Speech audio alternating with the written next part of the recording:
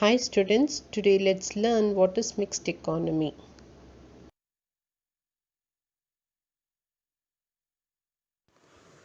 A mixed economy consists of both private and government owned that shares control of owning, making, selling and exchanging goods in the country. The two examples of mixed economy are US and France. We call India also as a mixed economy. In a mixed economy system, both private sector and public sector coexist and work together towards economic development. It's a combination of both capitalism and socialism. It tends to eliminate the evils of both capitalism and socialism. In these economies, resources are owned by the individuals and the government. There are many examples for mixed economy. The countries belonging like India, England, France and Brazil are the best examples of mixed economy. Features of mixed economy. First point, ownership of property and means of productions. The means of productions and properties are owned both by the private and public sector. Now, this private as well as public sector have the right to purchase and use and transfer their resources to each other. So, they function together. Both public sector as well as the private sector functions together. The second point is coexistence of public and private sector.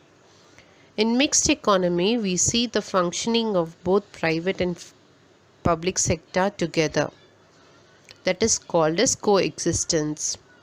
Now, private industries undertakes activities mainly for creating profit, and for public sector are owned by the government with a view to maximize social welfare.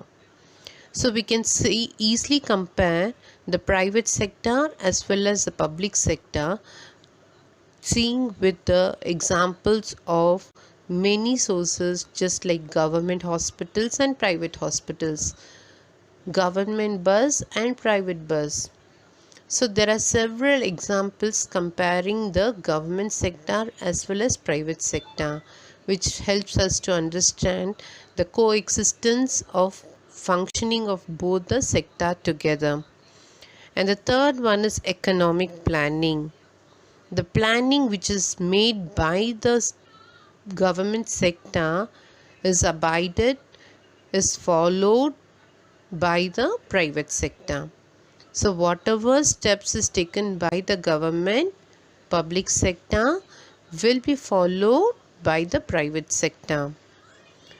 The Central Planning Authority prepares economic plans. So national plans are drawn by the government, and in this both private and public sector abides. And the fourth point is solution to economic problems. Now, the basic problem of what to produce, how to produce, for whom to produce, all these decisions are taken by the government, which is equally shared by the private sector. So private sector equally supports government sectors in producing the commodities. What has to be produced, how it has to be produced, and for whom it has to be produced, how it has to be distributed. All these problems will be solved by the both the sectors, giving a solution to economic plans, economic problems. And the fifth point is freedom and control.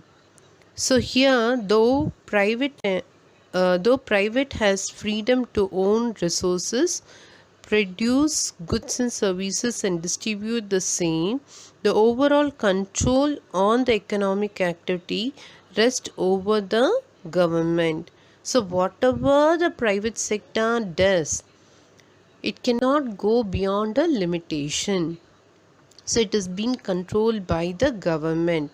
Unless the government restricts and controls the private sector, the economy can have a very faster development. So overall control of the economic activity is done by the public sector on the private sector. So these are the few features about mixed economy. As a whole, we can understand that both private sector as well as public sector functions together.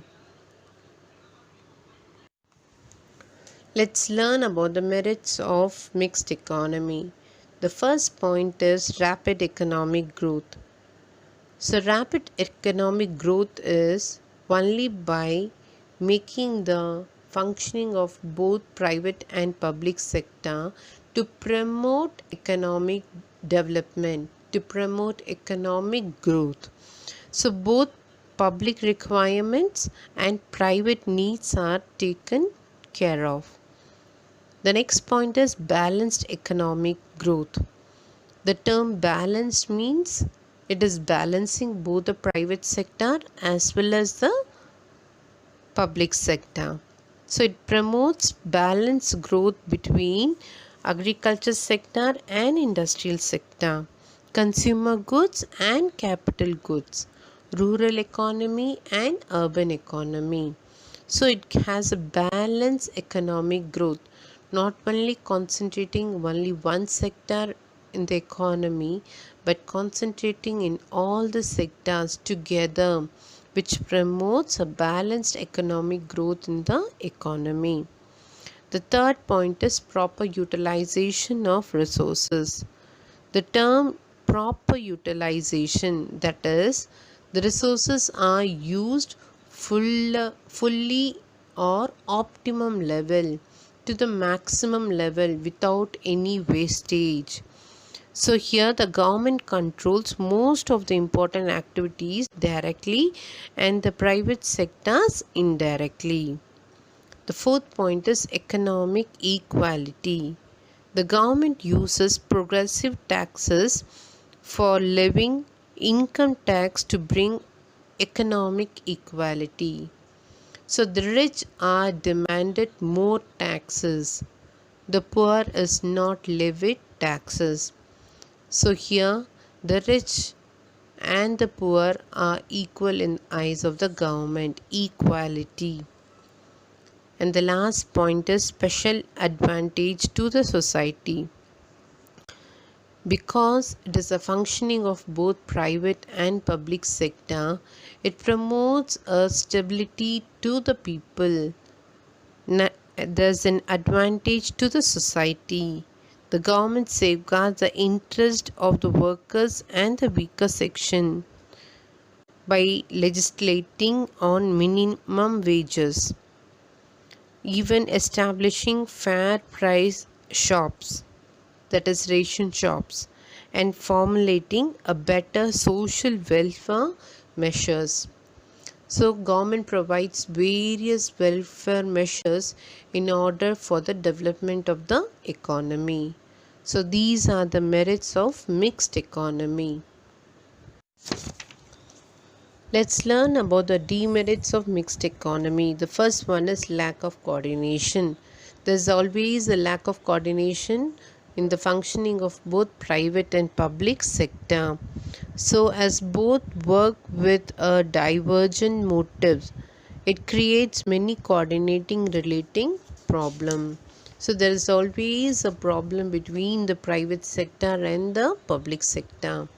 Second one is competitive attitude. So it is expected that both the government and the public should work together with a complementary spirit towards the welfare of the society. But in reality, what happens? There are competitive in their activities, not in their actions. So only there's a competitive spirit, it can achieve the welfare of the public. Next one is inefficiency.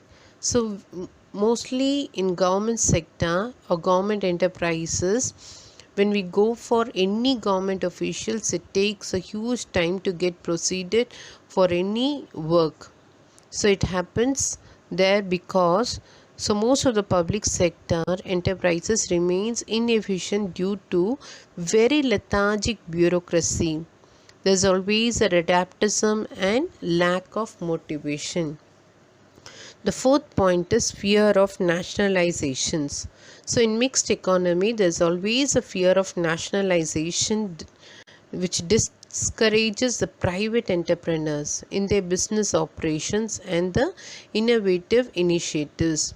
So whatever private enterprises makes many innovations, the public sector does not give any recognizations. So there is always a fear of nationalization, giving a license to their product. And the next one is last one, widening inequality. So ownership of resources, law of inheritance and profit motive of the people widens the gap between the rich and poor. Ultimately, the inequality of capitalism and inefficiency of socialism are found in the mixed economy. So inequality, widening inequality. The term widening inequality is expanding inequality. There's always a gap between the rich and the poor. So these are all the points which are the demerits of mixed economy. Thank you.